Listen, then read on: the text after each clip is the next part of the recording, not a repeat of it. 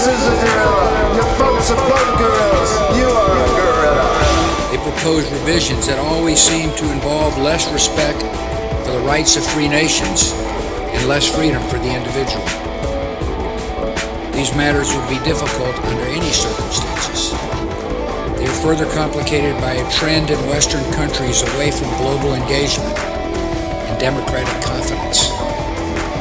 Parts of Europe have developed an identity crisis. We have seen insolvency, economic stagnation, youth unemployment, anger about immigration, resurgent ethno-nationalism, and deep questions about the meaning and durability of the European Union. America is not immune from these trends. In recent decades, public confidence in our institutions has declined. Our governing class has often been paralyzed. The American dream of upward mobility seems out of reach for some who feel left behind in a changing economy. Bigotry seems emboldened. Politics seems more vulnerable to conspiracy theories and outright fabrication. You both were members of Skull and Bones, a secret society at Yale. What does that tell us? Not much, because it's a secret. Is there a secret handshake? Is there a secret code? I wish there were something secret I could manifest. 322, a secret number? There are all kinds of secrets. Now, as you may know, my running mate, Tim, is Catholic and went to Jesuit schools. And one of the things he and I have talked about is this idea from the Jesuits of the Magis, the more, the better. Hello, everybody. Welcome to another reading of Code Word Babylon. Today is Chapter 31, The Revolutionary War, How America Became a Jesuit Enclave. And I'm joined here with Jörg from Belgium. Jörg? Yes, Brett, I am here, and I'm very much eager to start, anxious to start this broadcast, because this is something we talked about before. But as I just heard on the broadcast when we talked about that before, we did never read actually P.D. Stewart's. To our listeners, to say what am I speaking about? Well, when you go to the archives of Hour of the Truth, you will find episode 28 that was recorded on the 17th of September 2015, so some 2.5 years ago from here, and that broadcast was named Hour of the Truth, How America Became a Jesuit Enclave. And of course, dealing this reading of P.D. Stewart, but I don't think that we really did read into that. No, anyway, but we made a plus 2 hour long broadcast on that. And that was the very first time that Brett came on an Hour of the Truth. So that is about the time when I got to know him. So therefore, I started watching that video again. I'm only 10 minutes in. And now I'm really looking forward today to read about how America became a Jesuit enclave, even though I don't think that there is so many new things that we will learn about this, because I already commented a lot on the Jesuits behind the Revolutionary War in the United States of America, and called it like the Civil War that we were speaking of in the last broadcasts, just another crusade, a religious war that it actually was. But anyway, I'm sitting here. I'm very much enjoying sunshine for the moment. They haven't sprayed enough chemtrails yet to close the whole sky down. Right. But it's already getting overcast from all the chemtrails today. They really were spraying like crazy. But this morning we had a real blue sky, and my mother and I enjoyed a walk for 1.5 hours. That was really fine. And now I still enjoy a little bit sunshine. So when my nose is getting to close down again, getting closed again, and I have trouble speaking, I will, don't wonder, persons, and I will just go out of my room and walk onto my terrace here and sit in the sun and read outside in the sun further instead of here inside of the room. Right. But for the moment, it's still all right. So that's all about me, Brett, over here in Europe, in the belly of the first beast of Revelation 13. How are you over there? I'm doing well here in Romerica, man. Yeah, we really do have a quote unquote global Roman Empire still.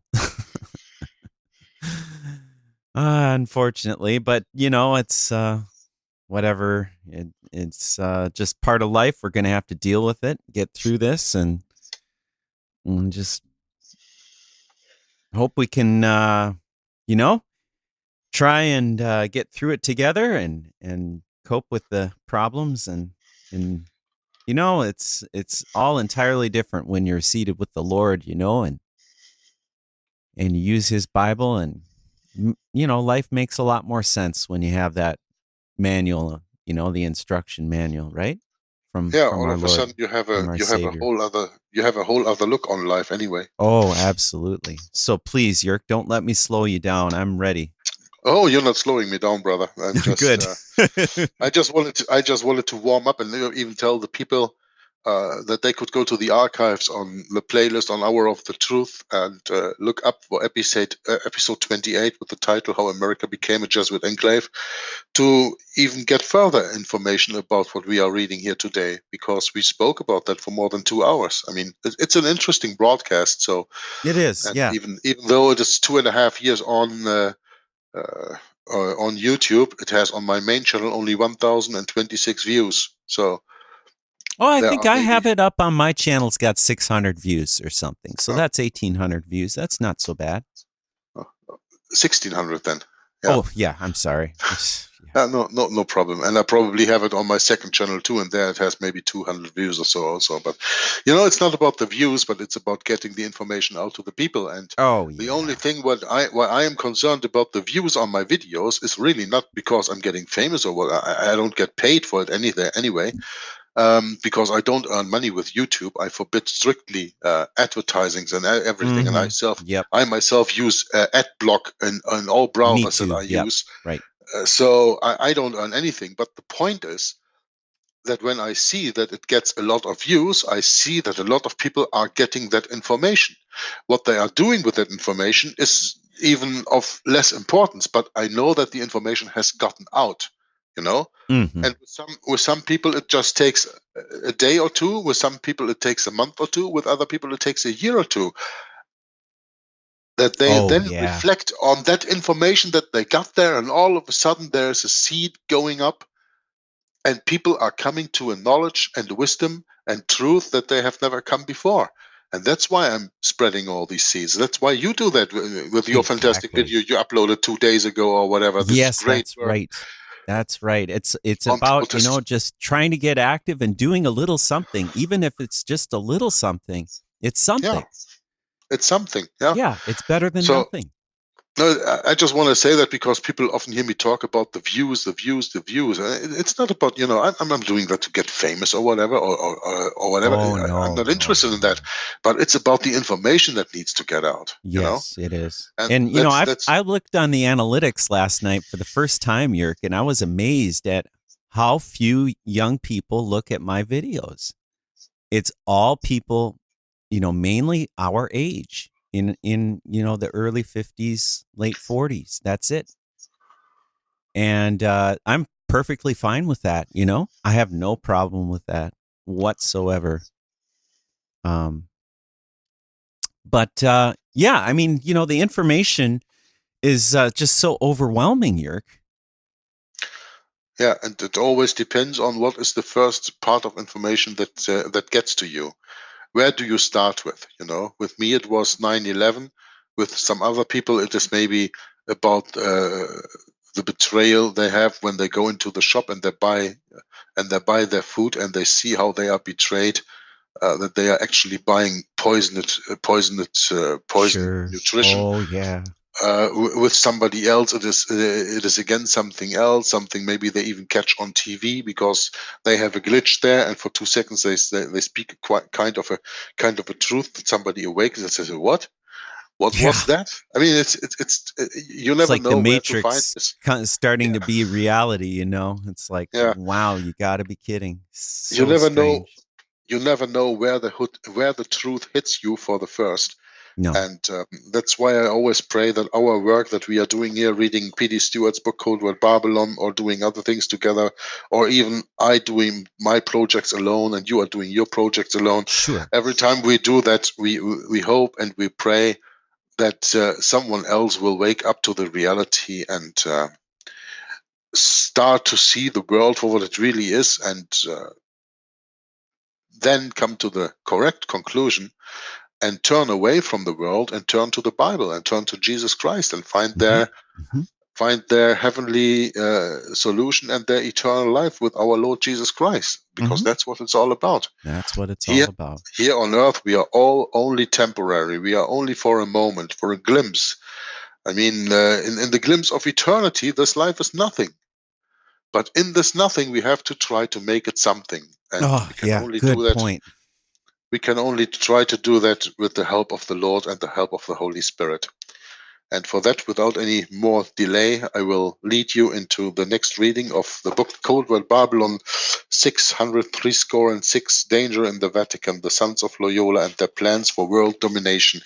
As Brett already announced, we have already come to chapter 31 on page 305 in this book. If you have your own copy and want to read along, that is called The Revolutionary War, How America Became a Jesuit Enclave. And it starts with two quotes from former US President John Adams in 1816.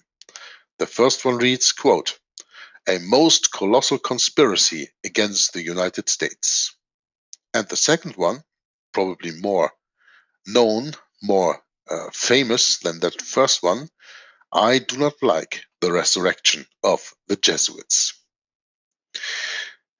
We now come to another highly interesting portion of American history, which you would be hard-pressed to find in the history books. The part played by the Jesuits in the American Revolutionary War, i.e., the War of Independence between 1776 and 1783.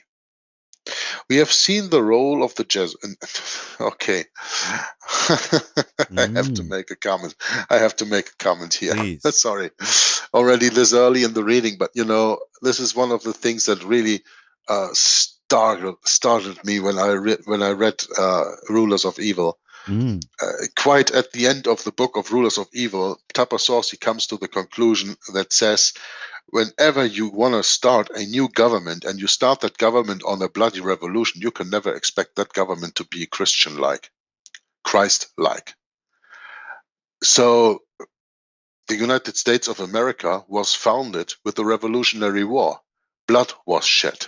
How can you expect a revolutionary or a revolution that sheds the blood of man to then establish a government that is absolutely Christ-like? That's the point that Tupper Saucy made at the end of his book in Rulers of Evil. And ever since then, I really understood it. That's why I always say... Oh, man, isn't that the truth? And then you add on top of that all of the other atrocities that happened before that. I mean, America has been a bloodbath.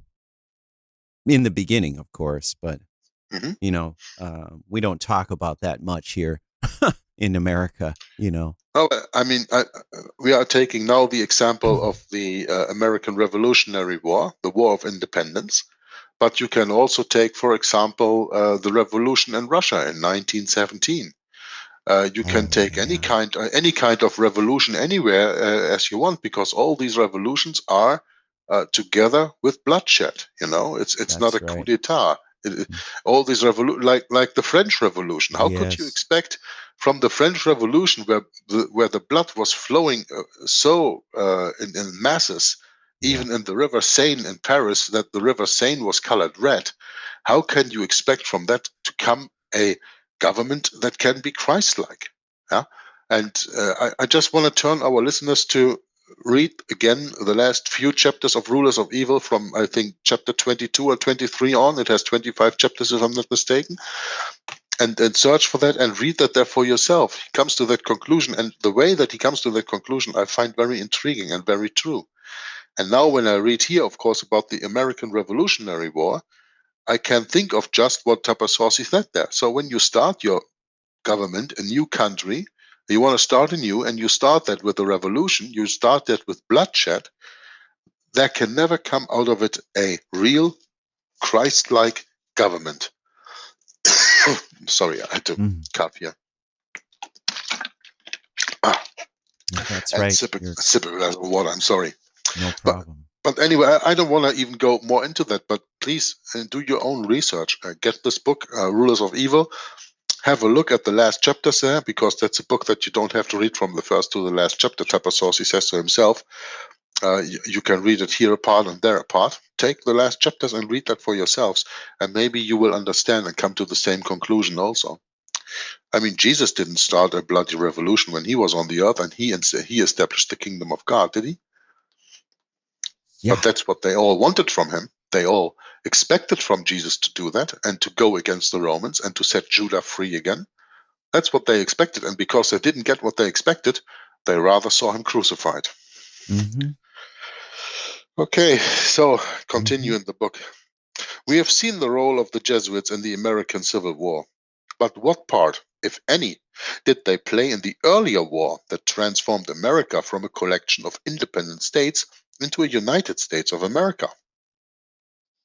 The uniformed or partisan historians will tell us that this war was mainly, if not entirely, due to the arbitrary and intolerable acts of the British government, leading to the American colonists' desire to break with the British rule.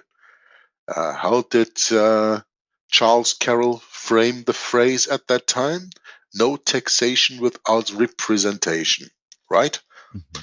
That was one of the rules behind, or one of the reasons behind, the Revolutionary War at that time. Mm-hmm. And of course, Charles Carroll was a Jesuit-trained Roman Catholic. I will now venture to shed some light on this dimly reported aspect of American history and offer you a very different, and we hope more correct view. That religion played a major role in the American Revolution is beyond any dispute.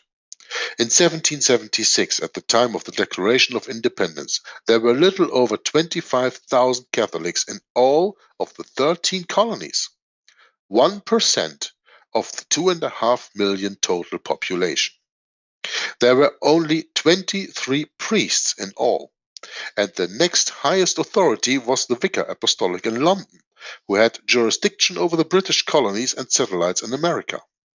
The American Revolutionary War of Independence soon changed that.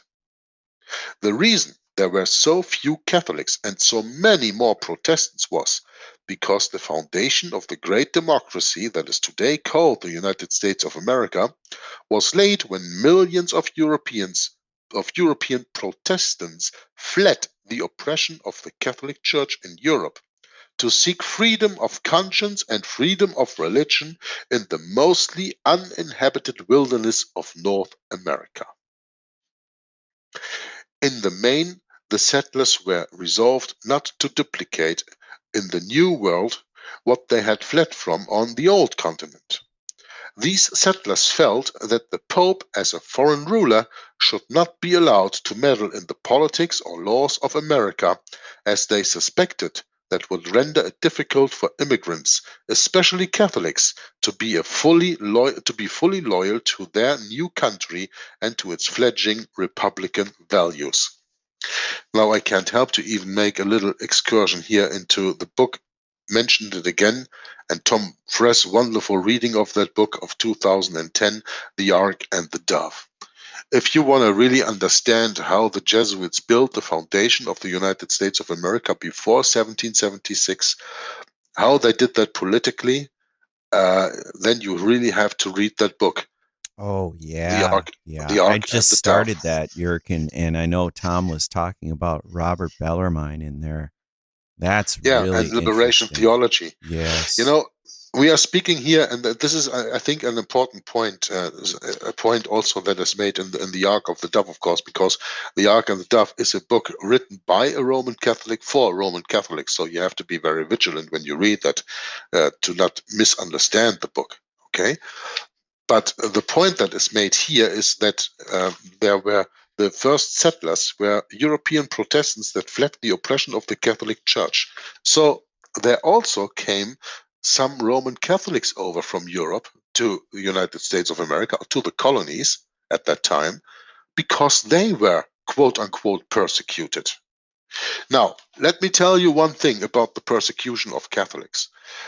The way the Protestants were persecuted in Europe, not only in the time of the founding of the colonies, meaning the discovery, quote unquote, discovery of America in 1492 and until the Revolutionary War of 1776, but even hundreds of years before, during that time, and hundreds of years after that, still are being persecuted. The Protestants were persecuted through the Inquisition.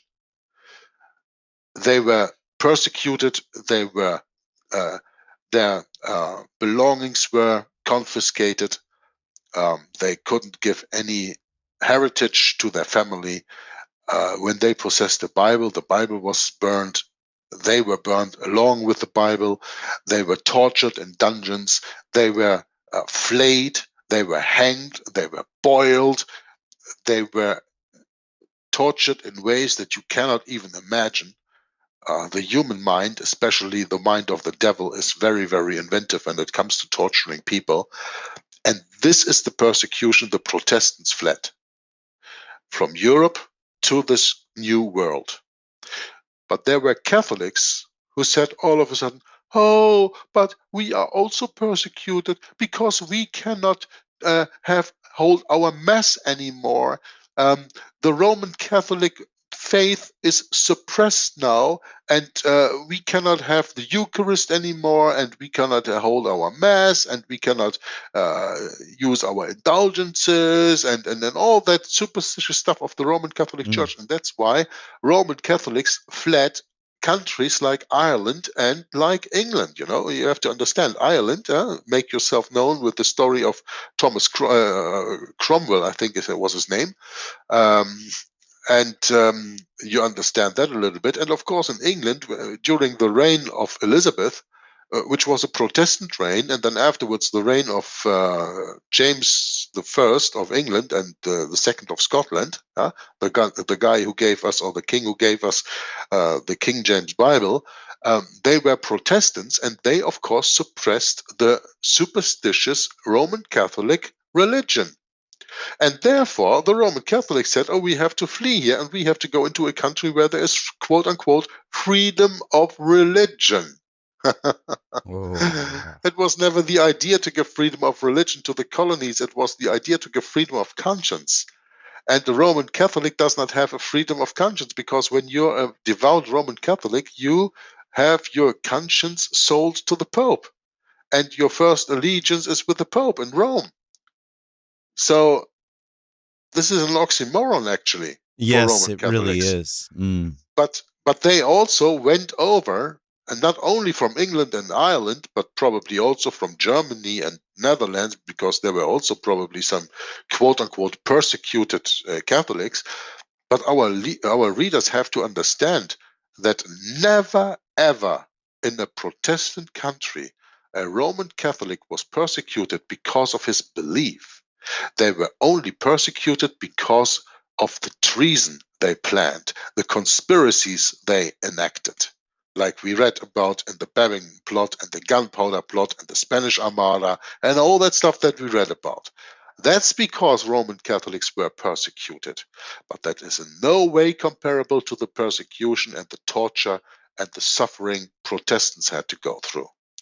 I just want to mention that because we are speaking here about, there were only 25,000 Roman Catholics in the colonies. I read a statistic where it was about 1.8% Catholics in 1776, 0.2 Jews, and 98% Protestants in the time of 1776. And just to explain to you why that is, because, of course, why would a Roman Catholic flee from Europe and go to the United States of America, where he knows that all the Protestants goes to? So when he thinks that he is persecuted by the Protestants, I would not go into a country that is being erected by the Protestants. Would you, Brett? No. So they had to have an ulterior motive when they went there, right? Sure. And we should never forget that Roman Catholics also always have an ulterior motive, and that ulterior motive is their first allegiance they pay to the Pope. That's right. So I don't want to go too far Yes, away their from obligation. the reading. Their Yeah, obligation. the obligation. Yes, I don't want to go too far away from the reading here, but you have to understand that these settlers, these Protestants who were persecuted for their lives, not only they themselves, but also their wives, their children, their fathers, their mothers, their brothers, their sisters, their friends, their whole families were threatened with their very life. Yeah, they had a reason really to flee Europe and come to the new colonies. And these settlers felt that the Pope, as a foreign ruler, should not be allowed to meddle in the politics of laws in America, as they suspected that would render it difficult for immigrants, especially Catholics, to be fully loyal to their new country and its fledgling Republican values. And I'm going to go a little bit into history that is not in this book written here, but that you can read from things like In the Ark and the Dove and Global Vatican and all the other teachings also Tom Friess did in the past. You have to understand that these Roman Catholics were always there with a goal, and they hid themselves. I mean, the founding of the of the Roman Catholics in America are not Roman Catholics; they were American Catholics. It is a very, very special story, and you can read all about that in the book "The Ark and the Dove." But I'm probably getting a little bit too far along here, so I better continue reading in this book. Keep going, yeah. Yeah. So the author continues to say, naturally, there was a fear of Roman Catholics, not unlike the fear many Americans today have of Muslim fundamentalists. After all, these early Protestant pilgrims had recently escaped the hands of their Catholic compatriots. In those days, people took their Catholicism seriously. So much so that several states passed laws regulating the activities of Roman Catholics.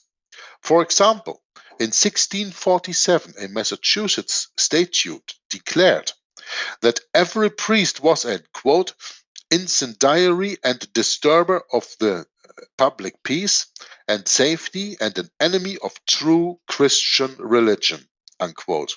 Imagine that today. Yeah? That you can make a statute in your state and say in there that a Roman Catholic is an incendiary and disturber of the public peace and safety and an enemy of true Christian religion. The early American settlers, that's a real Protestant statement there, isn't it? That's a real Protestant statement. Wow, powerful. The early American settlers suspected that the Pope was seeking to meddle in the affairs of the United States, to undermine its Republican values, which they said was evidenced by the oath that every Catholic bishop was required to take. Quote, I will, to the utmost of my power, seek out and oppose schismatics, heretics, and the enemies of our sovereign Lord, the Pope, and his successors. Unquote. However, the period following the restoration of the Jesuits in 1814 saw a tremendous growth in the numbers and influence in America, as evidenced by the large number of Jesuit colleges and universities established on that continent in that century, 22 of the Society's 28 universities. Says historian René Fulop Miller, quote, in those days, one of Benjamin Franklin's friends was a Jesuit. This was John Carroll, who had been brought up in Maryland of Irish parentage. He would later become the Archbishop of Baltimore and go to establish the Jesuit University of Georgetown in a suburb of the city of Washington, the federal capital, the first Catholic educational institution in the United States. Unquote. According to Robert Emmett Curran, in his The Bicentennial History of Georgetown University, the Society of Jesus resolved in 1786 to found Georgetown to supply for Catholics in the new republic the clergy whom the society had provided previously. Unquote. John Carroll was born in 1735 at Upper Marlboro, Maryland. After receiving a Jesuit education at Bohemia in Cecil County, Maryland, Carroll studied abroad at Jesuit colleges in Europe. first and for all, he studied in St. Omers, which was in Flanders, here in what is today called Belgium, but today it is northern France. It's in Nord-Pas-de-Calais, in the neighborhood of Bretagne.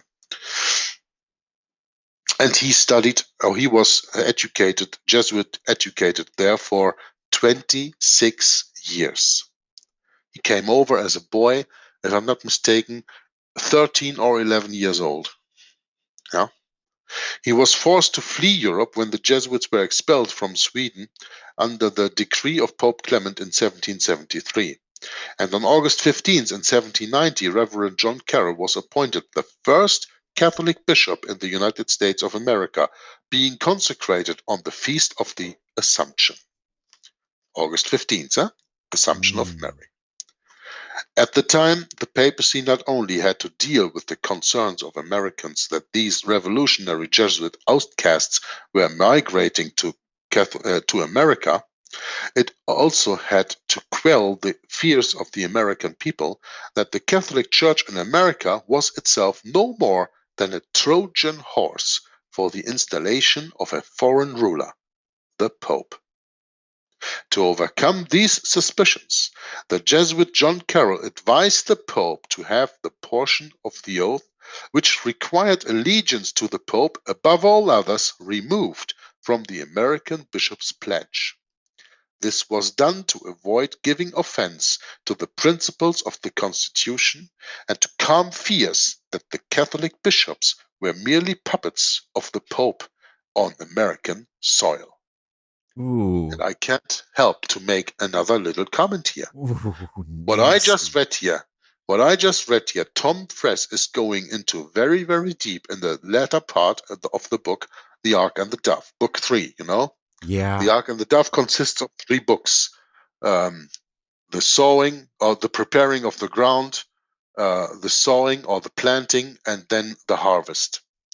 And that latter part, the harvest, you can actually read the correspondence that John Carroll has with the Vatican at that time, telling the Pope, in my words now, Pope, we don't need a Roman Catholic Church here in the United States of America because then we will be crushed by Protestants and we can never develop and we can never fulfill our plans. We need an American Catholic Church. We need a Catholic Church that is not Roman. So we need, as P.D. Stewart said here already, take away the required allegiance to the Pope of everybody who is going to join within the American Catholic Church. But no Pope, of course, that of course we are paying our allegiance to you. Yeah? But we cannot do that openly, because if we do that openly, we will be crushed. And therefore, I have to repeat myself. This book, The Ark and the Dove, especially the latter parts, are so important to be understood for an American reader. John Carroll was the first American Catholic bishop.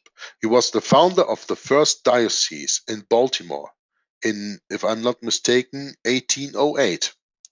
And for that, the Pope, Benedict XVI, paid a visit to the United States of America in 2008.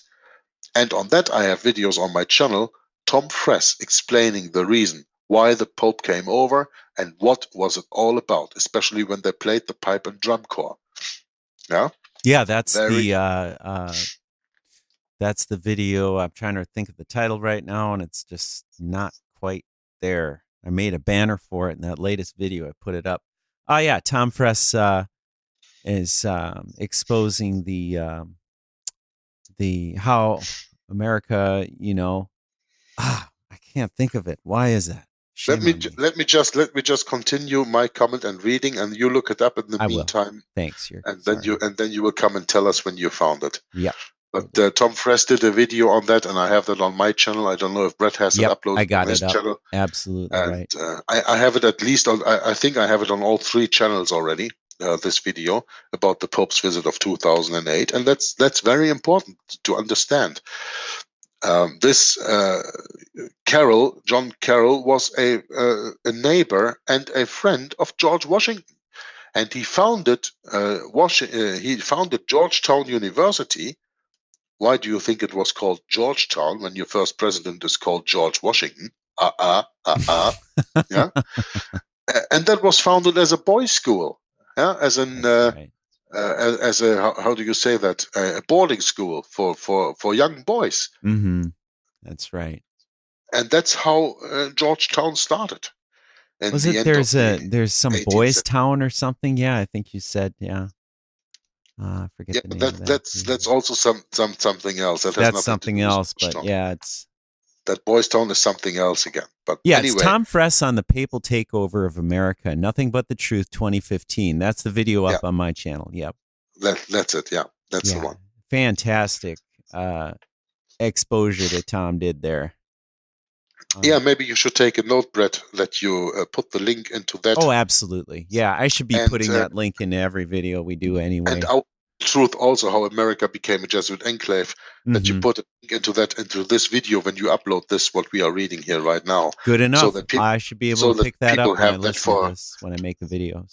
So that people have that for their own research available when they want to. You know? Right. Exactly. So, okay, I'm not. Especially for our new listeners that that may have never ever heard about any of this before. You know, it's we're think here to the serve founding- you. You know, we need to help you get started on your journey, and it's a long journey, Yerk. Oh my. Oh yeah, it is. It really is.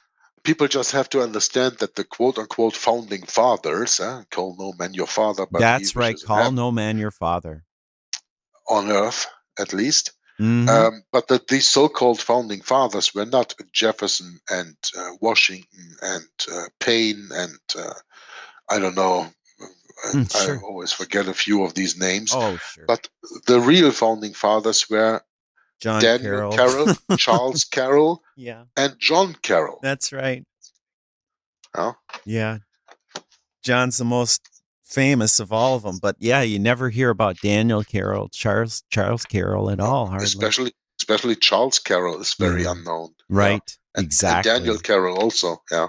Yeah, they're And very... Daniel Carroll, by the way, was the owner of that piece of ground where today stands your Capitol. Did you know that?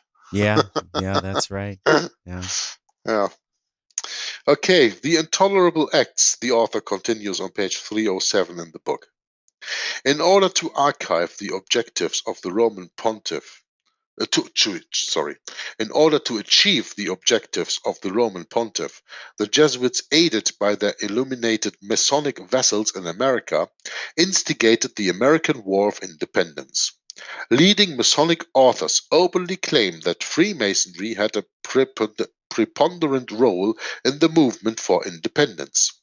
The Masonic Review of 1893 goes as far as to state that Freemasonry was the driving force in the formation of the American Union in 1776, claiming that at least 52 out of the 56 of the signers of the Declaration of Independence as members of the lodge, Charles Carroll, John Carroll's brother, was a signer.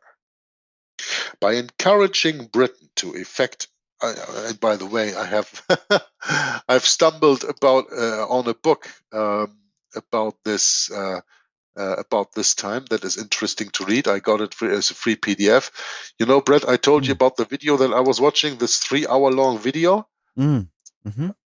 You remember a day or two ago? Oh, yes, I do. Now I do, yes. Mm-hmm. Yeah, and in that video, there's the mentioning of a book that is called Proofs of a Conspiracy Against the Religions and Governments of Europe, carried on in the secret meetings of Freemasons, Illuminati, and reading societies, collected from good authorities, written by John Robeson, published in 1798.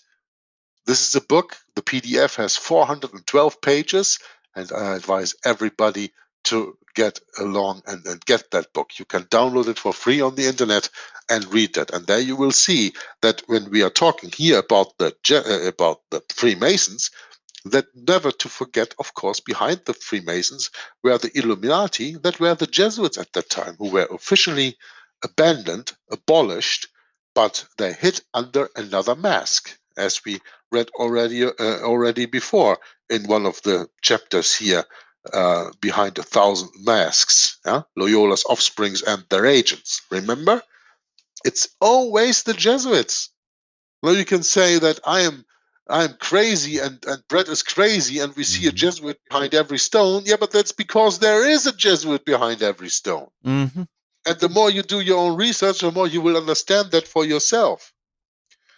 So the driving force for the formation of the American Union was claiming that at least 52 out of the 56 of the signers of the Declaration of Independence as members of the Lodge, Charles Carroll, John Carroll's brother, was a signer.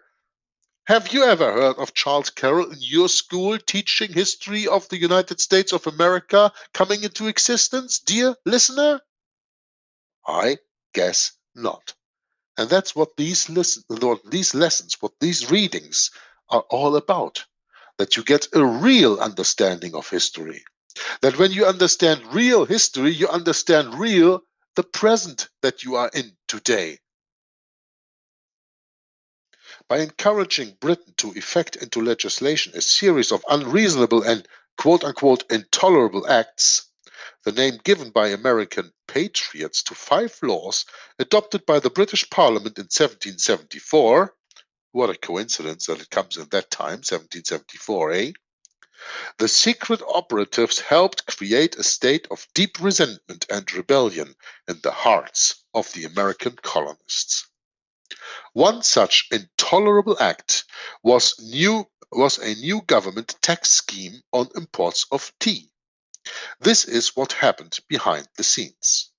2 Scottish Rite Freemasons, Paul Revere and another Masonic brother, Joseph Warren, one of George Washington's generals, by the way, were members of the oldest lodge in America, St. Andrew in Boston. George Washington himself was initiated into the Fredericksburg Lodge in 1752. This Boston Lodge was based in the Green Dragon Tavern, remembered by some as the quote-unquote headquarters of the American Revolution. The Boston Tea Party operated from that lodge. The Boston Tea Party opposed the new tax on tea imports and employed various means of civil and criminal disobedience, including the blocking of non-British ships to port. Tapossosi has a very interesting chapter on that. He calls it the stimulating effects of tea in his book, Rule of Evil. Yeah? That's right. Have a little read on that. That's a good one. Next, the British Parliament passed the Stamps Act, considered by the American colonists as another intolerable act. But by far the worst and most notable of these intolerable acts was the Quebec Act, passed on May 20th, 1774. It received the royal accent on June 22nd, 1774, which attempted to cede all of the territory west of the Appalachian Mountains and north of the Ohio River to Canada, which at that time was essentially Catholic Quebec. In particular, the legislation purported to extend the Catholic province of Quebec south and west to the Ohio and Mississippi rivers, and into western colonies of Connecticut, Massachusetts, and Virginia, taking land that many Protestant colonists had already claimed. That this was a deliberately provocative act, the legislative extension to the province of Quebec into so large an area of what was to become the United States, is seen from the fact that Quebec, Canada's largest province, is 3 times the size of France and 7 times the size of Great Britain. Thus, the Catholics of Quebec had more than ample land to expend within Quebec, plus the vast expanse that is Canada. Further, and curiously, the Quebec Act of 1774, quote-unquote, established Catholicism as the official religion in what was at the time the British colony of Canada. And in conformity with the practice in Catholic countries of the day, It provided for trials without a jury, denied representative assembly. The simultaneous passage of the Quebec Act and the coercive acts by the British Parliament led the colonists to angrily declare that the Quebec Act an immoral pact between Britain and Popery. Huh? The Quebec Act is an immoral pact between Britain and Popery. So Protestant Britain had conspired together with the Pope against the colonists of the United States of America to become. That's what we actually read here. Yeah? And my nose is really getting close. I gotta go. Yes. I gotta go outside now. Sure. Enjoy myself there. Let's hope I don't lose you. Get a little noise, that's okay, no problem. That's typical. No, you won't lose me, because actually I'm just 40 centimeters away from my chair on the inside, on the outside here. So That's I can not even see far at all. my computer. I can even see my computer screen. Yeah. It's just when you're walking to that point, there's a little noise, but no big deal. Yeah, but my nose will be much better here outside in the fresh air. So Yeah, great. So the bottom paragraph on page 308, right? Yes. What is surprising about this is that the British, who were supposed to be Protestants, included a provision in the Act expressly providing for Canada to remain under the exclusive control of the Roman Catholic religion, and this provision was to apply to the newly ceded territory, i.e., all of the territory west of the Appalachian Mountains and north of the Ohio River. The terms included the stipulation that, quote, the exercise of the Catholic, Apostolic, and Roman religion shall be maintained, unquote. This was most curious coming from a supposedly Protestant power. The British American colonists, mostly Protestants, were naturally outraged, declaring the law to be one of the most intolerable acts of the British Parliament. Historian Martin Griffin writes that it caused a good deal of patriotic indignation and was widely considered by people on both sides of the Atlantic to have contributed in no small part to the Revolution of 1776. The American colonists lambasted the Quebec Act, denouncing it and the attendant French alliance as a dagger aimed at the heart, as a betrayal of their religious heritage and a Trojan horse. The colonists issued an, quote, address written to the people of England, unquote, in which they expressed our astonishment that a British Parliament should ever consent to establish in that country, meaning Canada, a religion that has deluged your island in blood and dispersed impiety, bigotry, persecution, murder, and rebellion through every part of the world. Indeed, we must question and regard as very suspicious indeed the eagerness shown by a Protestant king, George III, to thus favor the Catholic faith in one of its Protestant colonies with so gracious a grant of American territory to Roman Catholics. Let me just tell you, again referring to the book Rulers of Evil, King George III was a very, very weak king. And England at that time was mainly ruled through the friends of the kings. And those were all Freemasons. Of course, Jesuit controlled. So King George really was not a very good king for the country that he ruled over, England, at that time. Another of the intolerable acts, the author continues, was the early Quartering Act of March 24, 1765, under which the king sent large numbers of British troops to Boston and then demanded that colonists must house them in private homes if necessary and feed them too. And if they did not do so, they would get shot. The reader will recognize that these acts served no useful purpose to the crown and were clearly inflammatory acts, meant to provoke a radical response from the colonists, as they certainly did. It had been said that these intolerable acts were orchestrated by the agency of Jesuits in England, who had the ear of the king. Well, I just tell you?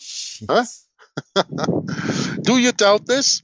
Read again this part, Jesuit Oath of Induction. See again, chapter 7. Quote from the oath: "You have been taught to insidiously plant the seeds of jealousy and hatred between states that were at peace, and incite them to deeds of blood, involving them in war with each other, and to create revolutions and civil wars in communities, provinces, and countries that were independent and prosperous, and enjoying the blessings of peace." Unquote. You know, nothing may be prosperous in this world except the Roman Catholic Church. So when there ever is a country, a province, or a state, or whatever that is prosperous, the Jesuits will come in and see to destroy that prosperity and give all the glance only to the Roman Catholic Church. That's what they do. That's what their motto is.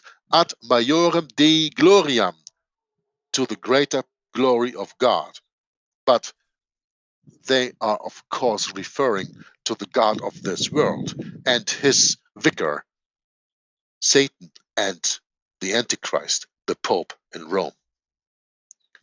If you don't understand that, if you are still deceived by Jesuitical or other lies of a future of whatever Antichrist, and you don't understand that the papacy is the Antichrist, then listening to any more of this book reading is futile for you anyway.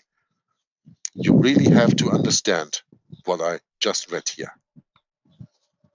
Now, in 1768, no less personage than Samuel Adams himself recognized this fact when he said, quote, "I did verily believe, as I do still, that much more is to be dreaded from the growth of popery in America than from the Stamp Act or any other act destructive of civil rights." Unquote. Adams even suggested in the same speech that Rome had a hand in the Stamp Act. Nay, I could not help fancying that the Stamp Act itself was contrived with the design only to inure the people to the habit of contemplating themselves as the slaves of men, and the transition thence to a subjection to Satan, a reference to Rome, of course, is mighty easy. The transition thence to a subjection to Satan is mighty easy. Unquote. And President John Adams is reported to have asked the papal admirer Thomas Jefferson, quote, "Can free government possibly exist with the Roman Catholic religion?" Unquote. Well, that question can be answered today very easily, because in 1864, Pope Pius IX, Pio IX, published his Syllabus of Errors, where he expressly condemned every kind of free government that can, of course, not coexist with the Roman Catholic religion. In 1775, the author continues, all of these quote-unquote intolerable and bizarre acts by the British Crown conspire to transform this conflict into an important historical event. In response to the outcry against the Quebec situation, the Continental Congress of the American Colonies sent troops to quote-unquote liberate Quebec from Catholic control. But Colonel Brigadier General Benedict Arnold failed in his mission at the assault of the Sault au Matelot barriers in the winter of December 31st, 1775. Curiously, Arnold also sent a mission to recover Quebec from Catholic control, appointed a French Catholic priest from Quebec, Father Eustache Lotbinière, as chaplain to the 1st Regiment on January 26th in 1776. In any event, General Arnold, or Benedict, having failed in his Quebec mission, the Continental Congress sent a diplomatic mission to Canada to negotiate terms of peace. Included in that mission were Samuel Chase, Benjamin Franklin, and the prominent Roman Catholic Charles Carroll, 26 years Jesuit trained. When Franklin and Charles Carroll went to Montreal on behalf of Congress in April 1776, they took with them Carroll's brother, a Jesuit priest, the aforementioned John Carroll. Whoever seeks to explain the American reversal on the Catholic question must look at what happened in Quebec and the significant role played by the wily Jesuit John Carroll. This second mission, like the first, was a failure. However, it marked another important milestone in the turnaround of American opinion about Catholicism. For not long after, George Washington issued strict orders banning anti-Catholic sentiment and rhetoric, and a prohibition against Pope's Day celebrations was imposed to avoid offending Catholic. At the time, Pope's Day held in memory of the 1605 Jesuit plot to blow up the English Parliament. In the end, after attempts at peace over Quebec failed, the colonists went to war against the British. That's I a think good we have one. quite come to a full hour, right, Brett? Oh, yeah, I guess we have already getting close at least. Yeah. Yeah, so I think it would be nice to save the last few pages on this subject, Good. on the Yes, Revolutionary very War, well, for Jörg. another broadcast. Yes, I agree. Absolutely right. This would be a good time to end it. I think that was quite a bunch of information that people have to swallow, especially when they are not that used to study the subject as we are. So Yeah. that, George Washington issued strict orders banning anti-Catholic sentiment and rhetoric. Wow. yeah, he's the one who abolished to burn the Pope in effigy on the remembrance of the 5th of November in 1605. On American In soil. remembrance, in remembrance of the gunpowder plot. Oh, what we is can't called have Guy, any real Guy Fawkes Day. Protestantism here in this country now, can we? No, surely not. When even your very first president already did this pro-Catholic law, you know. Wow. Yeah. I mean, this is how history is. It's just a twisted mess of all kinds of things going on, Jörg. Just wow. I mean, it just in right about this time, you're approaching the French Revolution, and there's a lot of things going on in the world, back then. Yeah, back then. Back then. The world always had interesting times since the time of the Reformation. Oh, because bloodshed that was like crazy. Because that was a time when people broke away from the yoke of Rome. Yeah, that's it. That was ruling the people for 1260 years, as we know biblically, of course. Yeah, that's right. And all of a sudden, the light came into the world. The light in the form of the words of Jesus, the Bible, that the people could study the Bible for their own, and that all of a sudden they understood we don't need a king that is on the strings of the Pope in Rome. We don't need the Pope as the high priest. We already have a high priest, which is Jesus Christ, and we already have a king, which is Jesus Christ. So we don't need the whole organization of the Roman Catholic Church. And that's what took away the power from him. But Satan promised the Pope that if he will fall down and worship him, that he would give him all the nations, all the kingdoms of the earth. So Satan has to work to give this back to the Pope, of course. Right. Yeah. It comes pretty easy then. Yeah. Yeah, that's the weird thing about it. The people are taken by however that biblical principle works again, the strong delusion, I guess, or however it works, I forget. But yeah, I mean, it's incredible.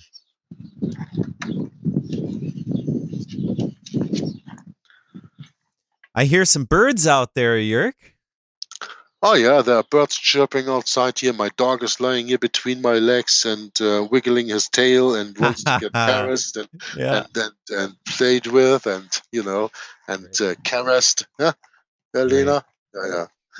Yeah, I got my I'm cat I'm sitting sitting here by out the here window on the too. terrace and seeing birds walking over the green and having a look at my new planted apple tree here. So I'm Nice. going to enjoy myself a little bit now after this reading, and then in a few hours, when the sun is getting down, I will enjoy my Sabbath too.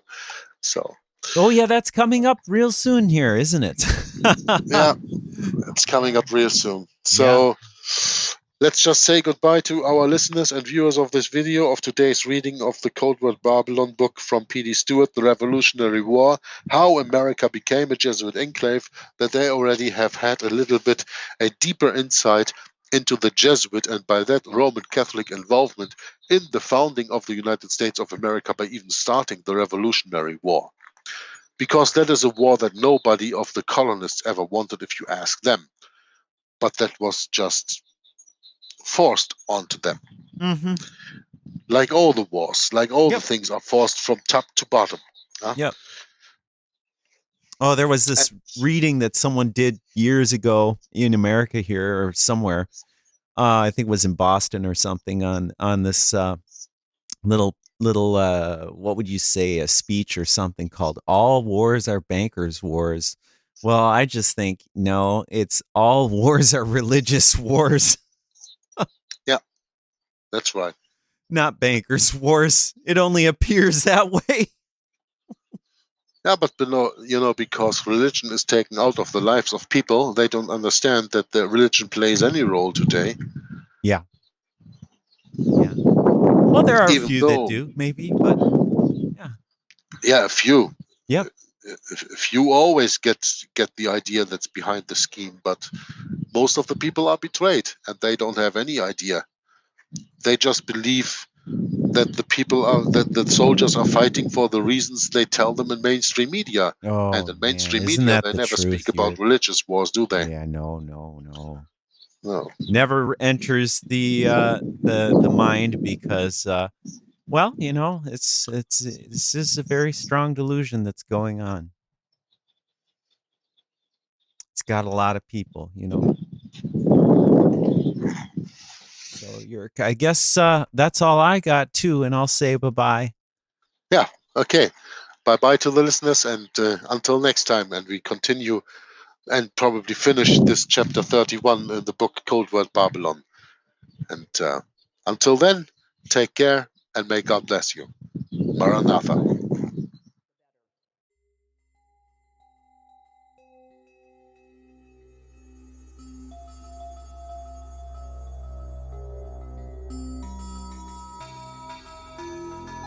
That for the first time in human history, for the first time in all of human history, almost all of mankind is politically awake.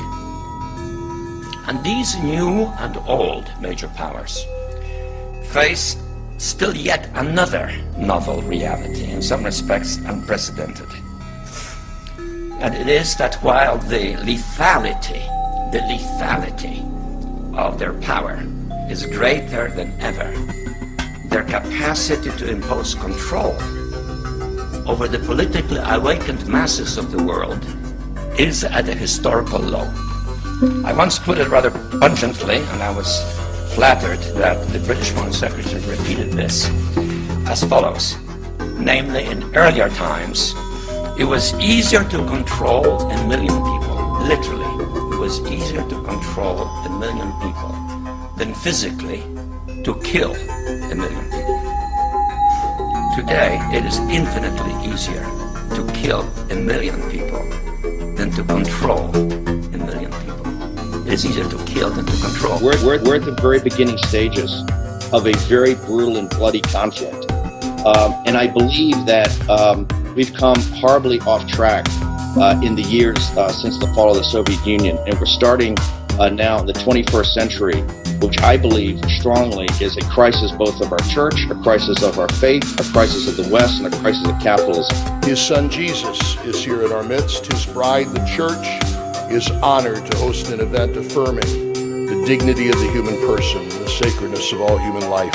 I think Russia is no longer a communist state, first of all. That's very important to realize. It hasn't yet defined itself, however, effectively as a democracy. It is still uncertain. We're at the very beginning stages of a very brutal and bloody conflict, of which if the people in this room and the people in the church do not bind together and really form what I feel is an aspect of the church militant, if the people in this room and the people in the church do not bind together and really form what I feel is an aspect of the church militant, to really be able to not just stand with our beliefs, but to fight for our beliefs against this new barbarity that's starting, that we will literally eradicate everything that we've been bequeathed over the last 2,025 years. You didn't mention the president by name, but it was hard not to conclude that that's who you were referring to. Is that fair?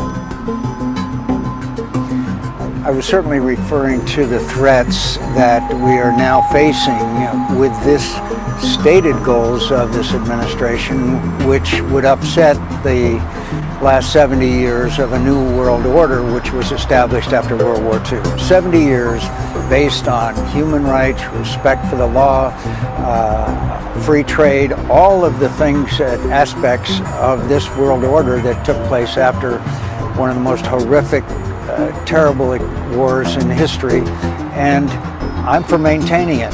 We are grateful to be citizens of one nation under God, who acclaim this evening that in God we trust. Bless our two candidates, our benefactors, and those whom the L. Smith Foundation has been honored to serve for 7 decades. Guide us safely home, both this evening and for all eternity, through Christ our Lord. Amen.